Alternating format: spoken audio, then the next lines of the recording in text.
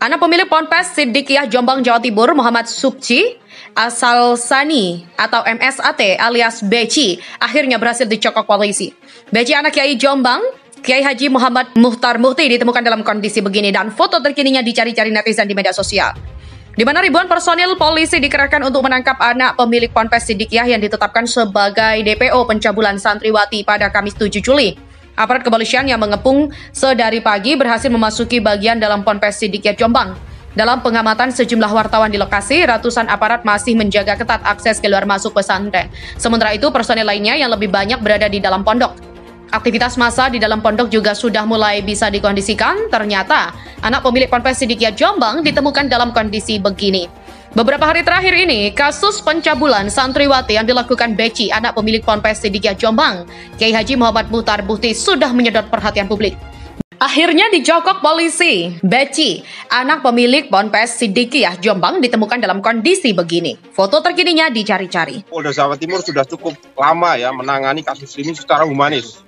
Jadi kita sudah ingatkan, kita sudah beri masukan kepada keluarga, kepada pengacara yang bersangkutan. Namun bersangkutan bersikukuh belum mau untuk hadir di Polda. Bahkan kita sudah terbitkan DPO hari ini ya. Kita melakukan upaya paksa, upaya penangkapan di tempat ini supaya tersangka ini mentaati hukum. Tetapi secara khusus kita kan ini permasalahan pribadi person ya, bukan pengurus NU dan kami tidak tahu apakah si anggota NU, saya juga tidak paham. Saya sedikit pesan bahwa tolong, kasihan orang tuanya kan sudah sepuh, jangan ini, kita sangat menghormati orang-orang tua, sebaiknya dia segera menyerahkan diri dan mengikuti proses hukum. Kalau dia memang merasa difitnah ya dibuktikan aja kan. Mudah aja kan.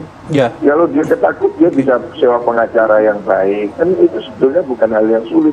Dan memang pada saat korban memutuskan untuk melaporkan kasusnya itu ada rentetan situasi-situasi yang membuat korban itu harus juga dikuati gitu. Karena di situ karena dia ada intimidasi secara langsung maupun tidak langsung yang diceritakan kepada pendamping. Iya, bentuk intimidasinya dia didatangi oleh oknum orang yang mengaku utusan dari pondok pesantren gitu. Minta agar kasusnya diselesaikan secara kekeluargaan. Nah, bagi korban itu merupakan hal yang sangat mengganggu dirinya dan juga keluarganya ketika harus didatangi, dan itu dilakukan berkali-kali Mbak, tidak hanya sekali, 2 kali ataupun 3 kali gitu.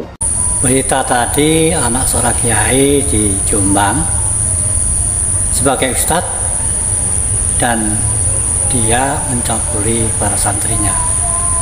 Laki-laki, ustadz, guru ngaji, selalu ada saja yang mencabuli santri-santrinya. Berarti di kita ini banyak orang pintar, tapi tidak benar. Saya katakan pintar, kalau nggak pintar ya nggak mungkin dia jadi ustadz, gitu ya. Karena mengajarin orang dipanggil ustadz berarti dia pintar, cuma tidak benar. Karena memang orang pintar itu belum tentu benar. Nah, inilah yang harus kita pahami. Tempo hari ustadz juga di Bandung tuh sampai mengambil santrinya berapa banyak itu, mungkin dari proses dan mungkin dari hukum. Ini bahkan anak seorang kiai yang punya pesantren lagi, sebagai ayahnya Pak Kiai tersebut yang punya pesantren harusnya tutup tuh pesantrennya. Karena apa? Mendidik anak sendiri aja nggak bisa, masa harus mendidik anak orang banyak? Ya seharusnya dengan kejadian ini harus introspeksi diri, bila perlu pesantrennya tutup sebagai konsekuensi. Saya katakan tadi banyak orang pintar tapi tidak benar. Karena kalau orang benar walaupun nggak pintar tapi ya benar aja. Lain halnya orang pintar tapi tidak benar, kepintarannya untuk membodohi orang lain. Dan kita ini udah krisis moral kalau begitu caranya. Ustadz selalu mencabuli santrinya, guru ngaji juga begitu. Ya Ustadz ya guru ngaji sama saja barangkali. Nah, makanya harus diberikan pengertian ilmu yang bisa diresapi bahwasanya perang yang paling berat itu adalah perang melawan hawa nafsu. Kalau melawan musuh sih kelihatan, yang paling berat adalah hawa nafsu. Nafsu segala hal, mungkin nafsu ke duniawian, contohnya harta kekayaan. Seperti Ustadz Mansur itu kan nafsu ke duniawian, seorang ustadz tapi nipu. Sedekah dikatakan, ya sudah nggak banyak cerita lah Mbak Wira, udah pada tahu semuanya. Karena sebenarnya hati kecil itu tidak mungkin tidak mengerti.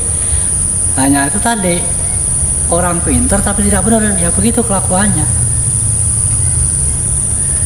Dan juga nafsu birahi, nah ini yang paling berat juga. Pokoknya apapun nafsu itu memang berat, maka kita harus bisa menanggulanginya. Caranya bagaimana? Ya kita harus menyadari, apalagi kita sebagai seorang guru ngaji, sebagai seorang ustadz, harus mawas diri, apalagi ini anak kiai. Dan Pak Kiai, ya Anda jangan membela meskipun anak Bapak Kiai ini. Justru Bapak Kiai harus introspeksi, bila perlu tidak usah ngajarin anak orang. Didik anak sendiri nggak bener, kok mau didik anak orang? Sebaiknya ya pesantrennya tutup saja. Itu konsekuensinya. Sekali lagi, di kita ini memang krisis moral, banyak orang pinter tapi tidak benar. Tuhan itu lebih senang orang bodoh tapi benar daripada orang pinter tapi tidak benar. Sudah banyak contoh orang pinter tidak benar karena kepintarannya buat ngakalin orang yang tidak pinter, begitu kan. Ada Indra Ken, ada Doni Salmanan, itu contoh-contoh orang pinter yang tidak benar. Apalagi yang menyandang ustadz seperti Yusuf Mansur, jelas-jelas tidak benar, penipuan. Karena apa? Karena tidak bisa mengekang hawa nafsu keduniawian dan yang lain-lain. Nafsu birahi itu pun juga tidak benar. Ustadz guru ngaji, santrinya dicabuli.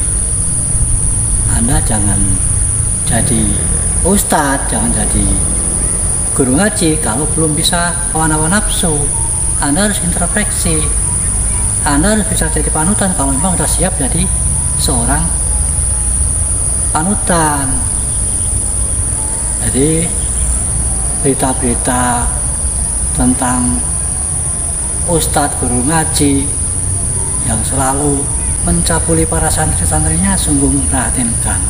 Ya kalau begini caranya nanti orang-orang tua, khususnya yang punya anak perempuan, akan pikir-pikir untuk menyekolahkan anaknya ke pesantren. Karena udah banyak kasusnya masih diproses, belum masuk penjara, ini udah ada lagi. Dan yang paling parah, ini anak seorang kiai lagi. Ini kan fatal. Makanya kita semuanya harus bisa sadar diri. Kalau memang sudah berniat menjadi seorang panutan, harus bisa mengendalikan diri. Dan yang paling penting, Anda harus ngerti, bukan hanya secara pinter, tapi ngerti dan memahami. Yang akhirnya Anda meskipun tidak pinter, tapi benar. Apalagi kalau udah pinter, harus lebih benar. Kan begitu. Demikian. Wassalamualaikum warahmatullahi wabarakatuh.